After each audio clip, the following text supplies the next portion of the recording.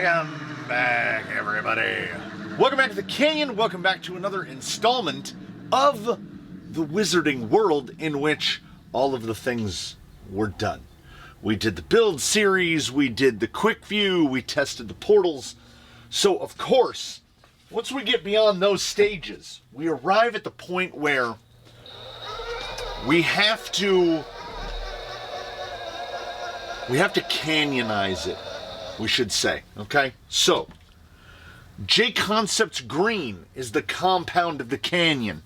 We run more J-Concepts tires than any other. We're probably genuinely somewhere around half of the rigs in the fleet are running a J-Concepts tire of some sort. The Tusk is the number 1 in the fleet. The Megalithic is rapidly growing to be number 2, currently occupied by the Canyon Trail, because the Megalithic is now more readily available. You will note that during the Canyon Change episode of Madam Mim, which is a bit of a deep cut, the name of the wizard which sits before you, we have begun to initiate the Canyon Change. We're on a different wheel. We're on a different wheel primarily because of offset laziness, okay? The wheels that come with them are tremendously well suited to the wizard. I wanted to do this. I wanted portal rear, straight front, a mullet. And in order to do that, you have to run different offset hubs, because they say it's 210 hex to hex for the portal and 200. Yeah, I had 8 millimeters more per side, 16 millimeters wider in the rear than the front. Generally not desirable. So I am running just an Amazon oil slick 5-spoke, very basic wheel, kind of goes with whatever and anything. 6 millimeter thick hub in the back and a 15 millimeter hub in the front to get the same width front to rear. Is this the permanent wheel selection? No, it is the wheel selection for now because I don't have hubs for these wheels. You see how they everything is all machined together. I will be ordering hubs. I've also seen that they have alternate faces for these, and I'm very intrigued by that as well. But for now, what did I have on hand? Well, I had 15 millimeter hubs and 6 millimeter hubs, and I managed to throw them together. And then I found that when you go your own way, you're potentially going to run into problems, particularly with the portal box, as I shattered a rear ring gear almost immediately after converting it to mullet. Tested it on the bench, did all of that stuff. Was great, sounded good, gear mesh was good, not a lot of lash in the pinions, everything seemed shimmed properly, it went together right. Set it down on the ground, gave it a moderate squeeze of the trigger, and it kind of did like it kind of went, what had happened was, because of the 6 millimeter hub, these screws right here, and I can show you evidentiary, these screws right here. See, if we put this all the way in, I didn't check that.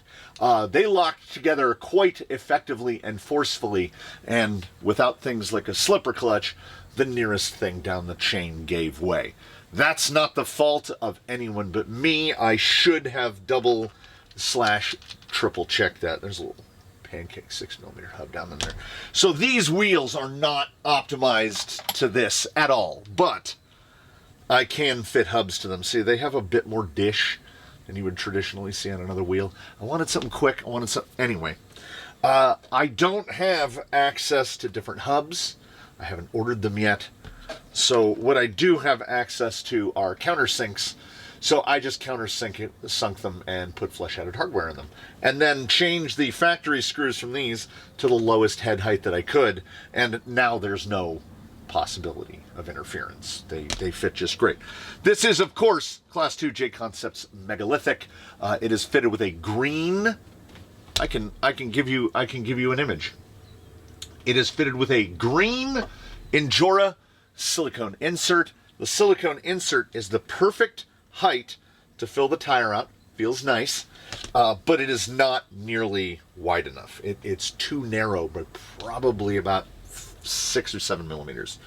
So we cut ourselves a little donut of fridge foam, and we put the fridge foam on the side like that. We've done this before for megalithics. Lolo runs this exact combination. Is this the combination for forever? Forever, ever? Probably not. But it does give effectively free weight. We get some free weight from the silicone. And this combo with the halo insert in it, this weighs just under 150 grams for the full combo, which is lower than what I like to go with. It's kind of more optimized, but you're going to have to throw brass at it to compensate. I like to be between 200 and 250 grams per corner, up around that kilo of wheelos. So we are now certainly no longer in the like 2,100 gram, 4.6 pound range. We've definitely gained some weight, just courtesy of these. You know, I haven't even weighed one. I weighed the whole rig, but I didn't weigh one of these. 210. 210 for the rears. I put brass rings in the front, which will usually pick up about 70 grams. Ordinarily, I don't like to mix brass rings and silicone inserts. It tends to be kind of too much weight. But again, I'm building my mental Ottsix order of hubs for these, of brass knuckles for the front. We're piecing it together. So we're using what is in-house, which is all the stuff we already had. And I changed the shocks. There's nothing mechanically wrong with the shocks, but despite them being 90 millimeters and the shocks that I replaced them with also being 90 millimeters, there's a little bit more travel in these. There's a body to shaft ratio, and these collapse to a shorter length. Also, I've got one right here. I de-sprung one of these yesterday, and it's the same spring 4 times. I even wrote it down so I would remember. The spring on the kit shock has a 10.5 millimeter ID, an 11 millimeter OD. It is 36 millimeters long. It is a 1.5 pound per inch rate, and it has a coil of 0.65 millimeter. 1.5, to me, unless you're laying that shock down quite a lot, is kind of too firm for a vehicle with as little sprung weight as this one has.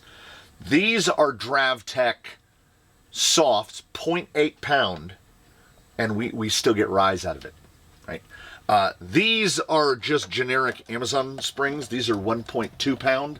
And I know many folk run heavier springs in the rear than they do in the front for ascending. I'm running a heavier spring in the front because the weight bias is way towards the front. And because of the link setup, the way it's set, we don't throw a ton of weight. Like, look at the shocks in the back. We don't get that crush collapse. So I tinkered with it a little. 1.2 in the front, 0.8 in the rear. That's 4 pounds of total springing, which is a 50% reduction from the 6 pounds of total springing. Now, could I have just changed the springs on the existing shocks? Yes, but I wanted a little bit more of this. I tend to run a little bit more articulation. I want about the height of a tire. So that's what I went for, the height of a tire. And second function, I built these shocks from the ground up with bits and pieces. Yes, this would appear to you in every way to be a Traxxas GTS, but do you notice that the bodies are black? They have black bodies. They've got the 664, I want to say they're 1664, the titanium nitrided shafts. I take the stock caps over to the lathe and turn a little land for the spring to set. I made the spring cups. I used Desert Lizard seals to seal the top caps. I have the red optional pistons. They are filled with Losi 40 weight. And that is black, hard anodized coating. Did you know that they made not only different colored shock bodies for GTS? I didn't. Did you know that they made black, hard anodized coating for them? I did not. And I saw them and I said, I went to my bins and I dug the bins and I said, all I need is 4 bodies. I think it was like $9 a body. So it was $36 for the set of shocks. At least that's what I convinced myself that it was. And with the red pistons, perfect for 40 weight. I try to run pretty much everything on 40 weight. And changes beyond that, basically none. I had to go through the whole, I re-shimmed everything. It's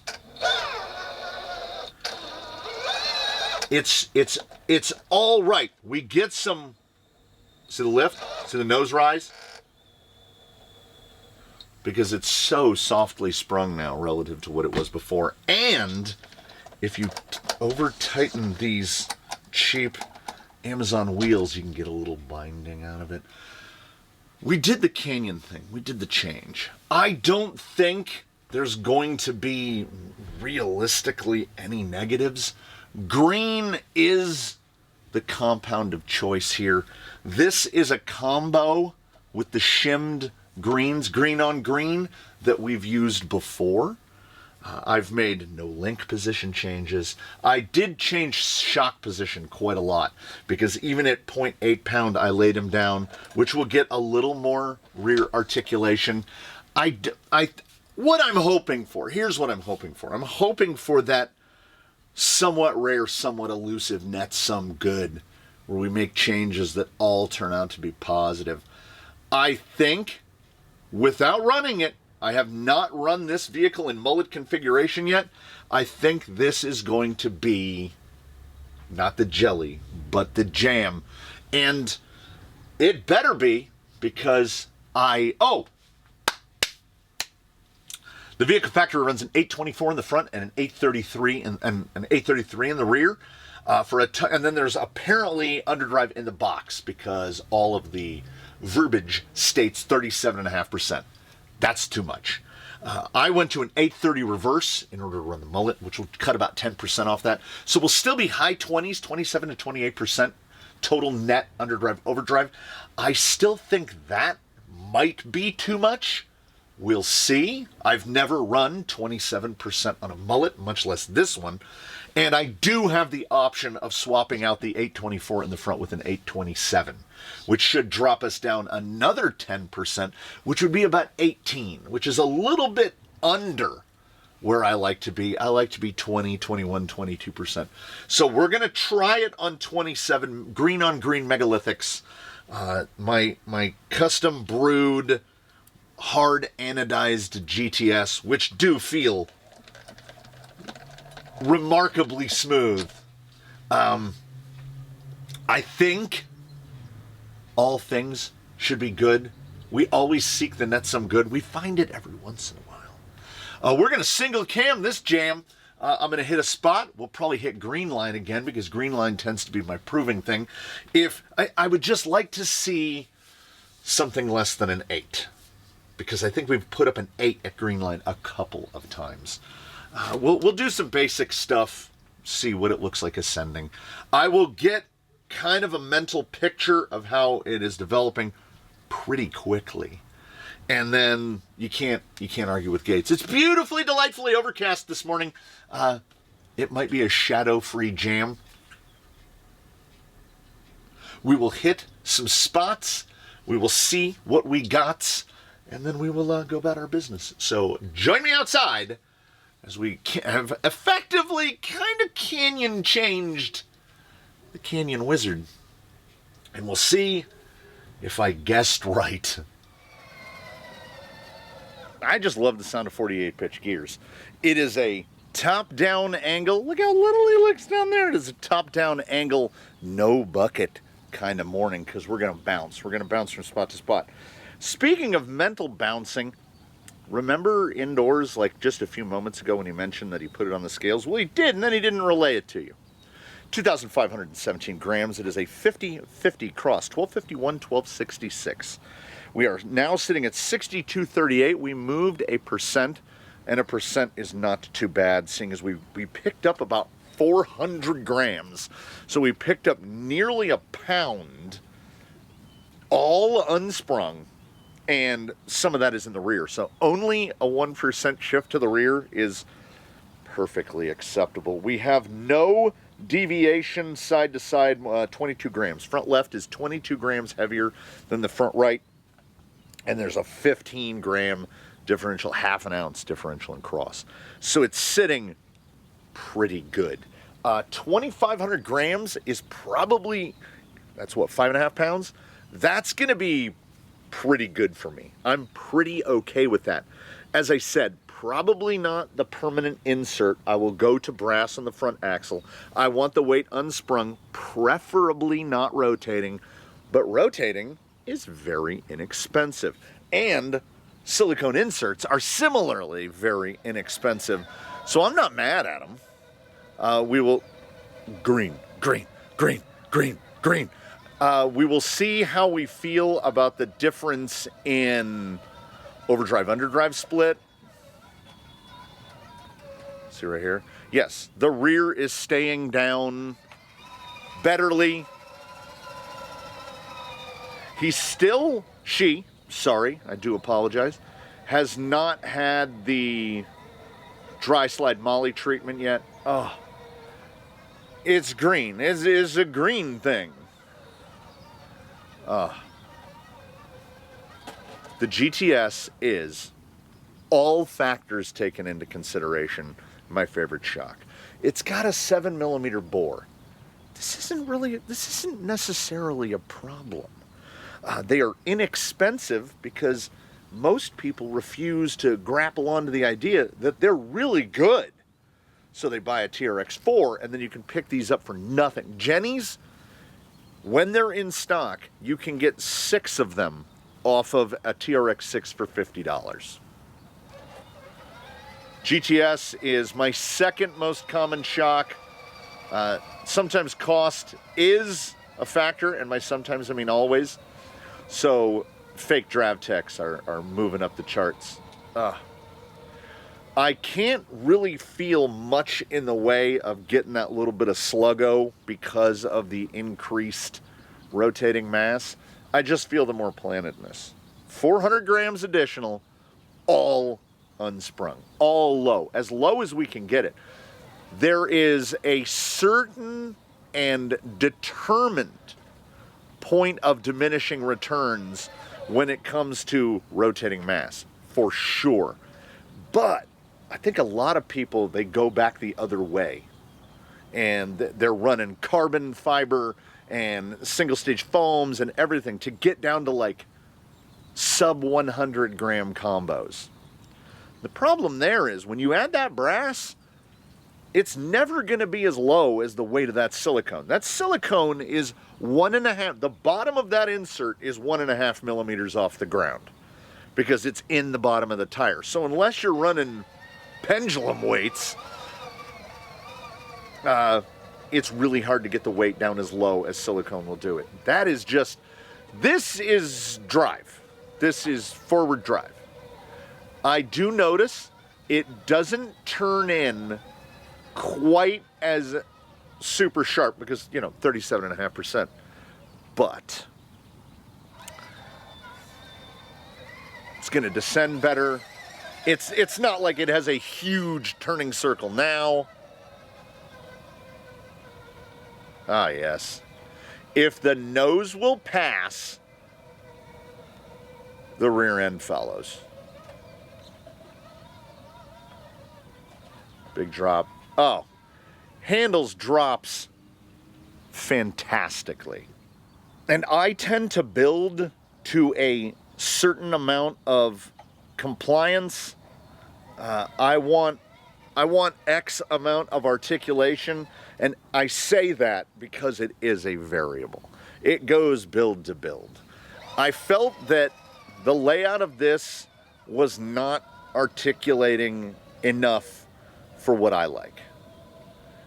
Just megalithic level drive. Minimal to no hesitations. We can still cut in plenty sharp. Yeah. It was asked recently on the Discord, what servo would you choose? And for this, which is a 3S build, AGFRC SH75. If I was going to do a 4S dedicated build, lower KV motor, get down into like 1500 kV range, I would use an AGFRC A75, which is the 4S direct model. I see no reason. I have no reason that I would replace this SA75. My favorite 3S servo, probably ever of all time. Let's see across here. Yeah. I was concerned we might see a little lifty action. No, it was absolutely fine. Yep. Yes. It is the things that I want to see. Will we locate the negative? Haven't come anywhere close to locating it yet, because honestly, throw green at it is just a thing that works. Da-da-da, da-da-da. Can we hug tight on the side? Oh, come on now. Come on now. Got a little rowdy. We got tumbledore there at the end, due to my I want to sit down. I'm gonna sit down on the little railing here. I'm so used to driving while sitting. Driving while standing feels foreign. Come on, come across, right there. That was a little moment right there. You saw those little mini pauses, those little hesitations. That's part and parcel with the silicone. The weight is low. The weight is cheap. The compliance is good, but they are effectively segmented. The veins are radial. So you get into these little hollows between the veins, and then as the insert curls forward, now the silicone is doubled up. So you can get kind of a paddle effect from the silicone. It's not all roses. You're giving to get with everything. Easy peasy. We could opt for lemon squeezy. We could opt for mac and cheesy. Okay, now I want to see. Is it gonna dump? No. See, I didn't drop throttle right there, so we didn't dump. Now, there we go. 6238 is still real. It is light in the tail, and you get that nose down transfer, which is why on a build like this, I will more often than not trend towards a heavier spring in the front and a lighter spring in the rear. Because if it was flipped, the descending gets way worse. So at least in my experience, if you're running like a mulleted setup and you've got a lot of forward bias and you're noticing that you really nosedive on descents, try a heavier spring in the front or softening the rear or both. Baby steps. And I neglected to pre-check the course, so I have no idea how many golf balls the squirrels have knocked off during the night. If it's not squirrels, I don't know what it is. Mullet. Just so easy. The biggest problem here is going to be the wheel nut, and we're sitting at 260, right at 260 front, and we're a couple millimeters narrow in the rear. You really need a 14 millimeter hub, but 15s are all Amazon has to offer. But it was a great test platform because now I know what I need to order to get the offsets that I want. I would like to bring him down, I would like to bring Madam Mim down a little narrower in overall width, 260. 260 is not horrible, but I think we could get away with a little bit narrower.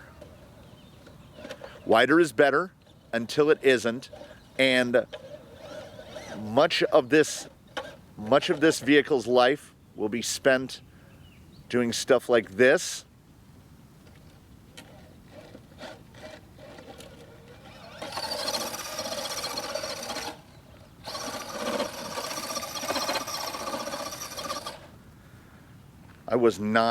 We were already going to go lava. This is 4 points. I was not taking a reverse right there. I tried to get way too low down right there. And the mullet should do really well right here. We just need it. Oh, yeah. If you know the spot and you can get that spot, there's not much else I could ask for. Getting wide. So now is going to be seeing if we can swing back. Okay, right there. Now when do we cut back? We cut back right about there. We'll do a little medium cut, really flat. There's the mullet stuff. Okay, excellent, excellent. Don't fall through. Don't fall through. Stay up, up, up, up, up, up. Yes. There's no push. There's no push. Did I get oblique enough? Or are we going to get that shuttle across? We're getting the shuttle across. I did not get oblique enough.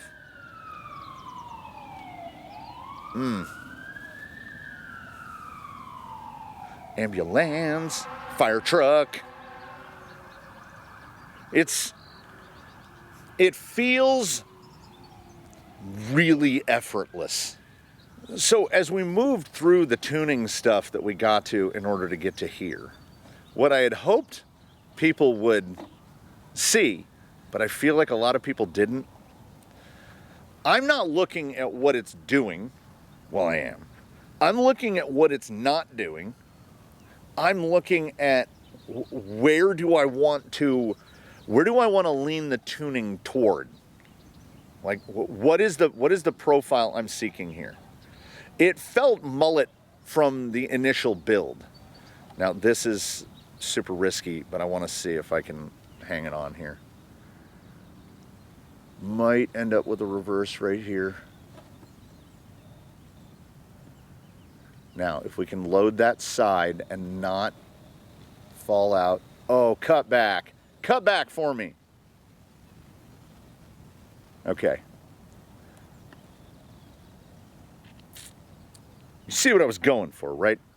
Should have just done this, taken the 2. Look how high we can get that up and it'll stay down. Here's the problem. The problem is that the wheel nut is never going to take a conservative line. I'm going to tin cup it all the way. There's a callback reference to times gone by. I'm going to drive that thing over the water every time. We're not laying up. So I know where the line is. I know where the trouble is. And if I don't get into that line, I'm going to get into trouble instead. So should we have gate struck there? No. But I know my perfect slithery snake line. It's there, an imaginary squiggle running through there. And I want to get on it. I want to get on the imaginary squiggle. And I think this is a rig. Look at that. Look at that. You can get so rowdy. I think this is a rig that will follow that invisible line all the way to a 0. There's legitimately 2 spots here that this will have trouble. Trouble. That's like a trouble and a problem. A trouble. That's where this will have trouble. So I run whole courses, and I don't ordinarily just sit and practice one gate over and over again. Because A, that's the gateway drug to overwhelming frustration. You got to get through, like gate 7, I know where to put the front tire. We get there. As soon as we've cleared the knuckle, we cut back because we want to get that portal, which will clear, as high up over there as we can. And then we're going to get a tire's width of clearance between the outer gate. So gate 7, I've gone through it enough. If the vehicle can do it, I can do it. And this is pretty straightforward. There's like the stability brought about by adding nearly 20%. I'm not trusting my math for the rest of the day. By adding nearly 20% to the unsprung weight of the total vehicle weight. Look at how high up. There's a little push trap on 8 where it'll shuttle you towards the white side. Not this. See, that is the amount of articulation that I wanted. I want that amount right there. Because it allows me to go where I want to go. It gives me my line. If the front clears, the rear clears. If I have a choice, and I do not mistake, I will tune the vehicle to the style with which I like to drive it. This should go through easier than it ever has. And does. 9 is a drive-through lane. You just pull up to the window now. We have 2 sticky situations at green line. And those are, wait, hold on, let me get a little wider. Those are 3 and 6. 5 is pretty manageable. I'm doing a climb on here out of frame because I want to get an approach here. Okay. Now we'll try going more quayside. I tried to go way down too low, which is ordinarily like a portal line. So let's see if the mullet line exists more in here. We don't want to get a big weight transfer when that rear end comes up. And we're not. And then we want to go hard. And then pivot. And absolutely no problem. So, see? So, poor approach before, for sure. It is cool out. 52, 1370. 52 degrees, 70% relative humidity. Then see? Just like that. Just like that. Perfect opener. Killed it on the close.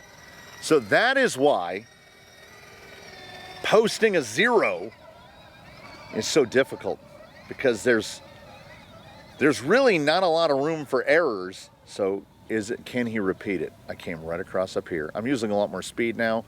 I turned in a little later right there.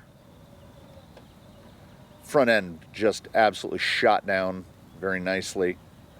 We're in a little bit different of a line coming across. Then I want to come back out this way more and then cut back. Do we have enough? Now see, terrible entry to 4. So it's out there. But the placement of each tire, it's a game of inches. Rock crawling is not difficult.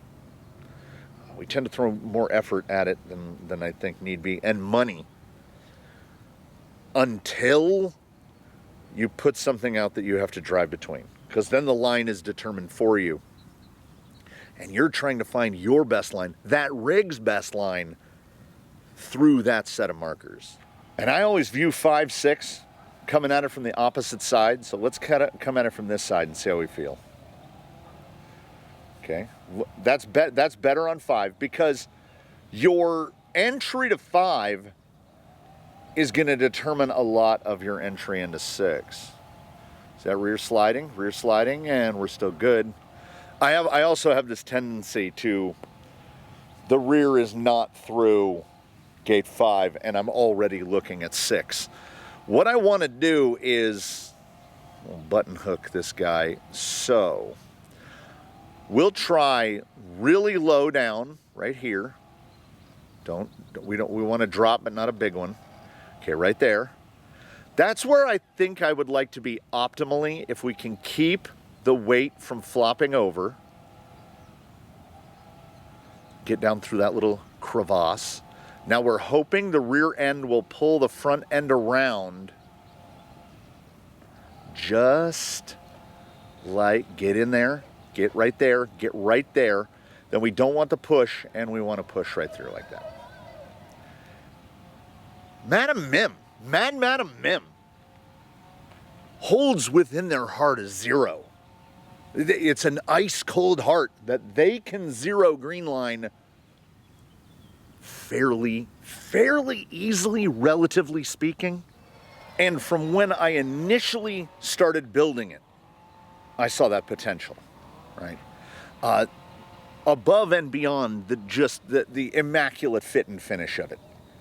There are parts that if you are selling a kit, regardless of who you are, you're not going to put together the magical contraption that does all. It's not going to work the best for anything anywhere. And someone posed a question about, well, like the way it looked during the initial tuning episodes. They said, well, what do you think? Why do you think that is? And I said, well, what they've done over at Ottsix is they put together a kit. They put together a kit that is staggeringly well put together. I'm still impressed by the fit and finish, which I won't stop harping on. But when I build rigs, whether they're from parts bins or parts of my own selection or parts that I've fabricated myself, I know exactly where I am. I know I'm building rigs for this, for here. I build canyon rigs for the canyon, and I always have the question in my head: what is the translation? How well does it translate? And we've given away many, and we receive mostly positive feedback. It's just repeatable and easy. Gate 5 is not remarkably easy. I hate Gate 8. So what better way to bring our meeting to a close than to try to ruin it with a hack at 8. We want to stay up high. We want to hang up here, because what we're going to get is we're going to get a big weight transfer, usually. Need to cut, nope. Okay. Like that. Yeah. I hate Gate 8. Now let's see if we can do a low. We'll try to hug yellow side. Right there. Because what's going to happen is ordinarily that right there. That literally, for me, 99 times out of 100, it's that right there. So we'll come around, we'll try a high kill.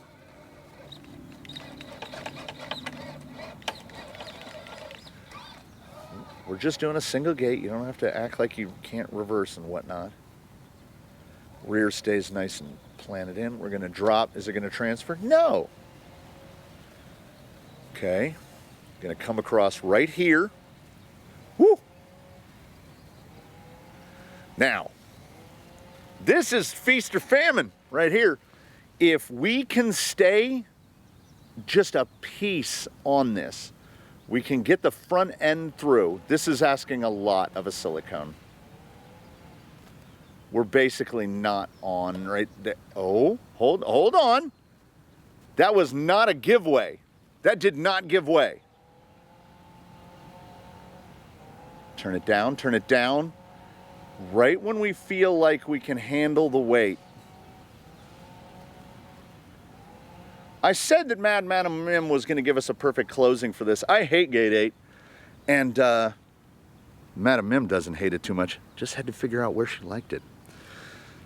The Wizard is going to keep getting better.